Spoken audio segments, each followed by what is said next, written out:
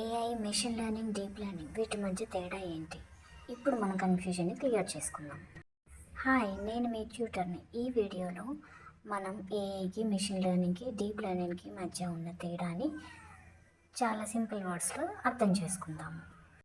ఉదాహరణకి ఏఐని ఒక పెద్ద ఆలోచన అనుకుందాం. ఆ ఆలోచనతో ఏం తయారు చేయాలి?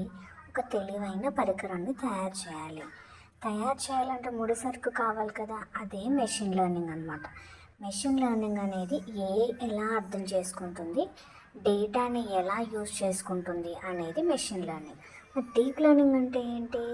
అది కూడా ఒక రకమైన మెషిన్ లెర్నింగే, కాకపోతే ఇంకా బాగా అర్థం చేసుకొని, ఇంకా అడ్వాన్స్డ్గా అర్థం చేసుకొని పనిచేయటాన్ని డీప్ లెర్నింగ్ అంటారు.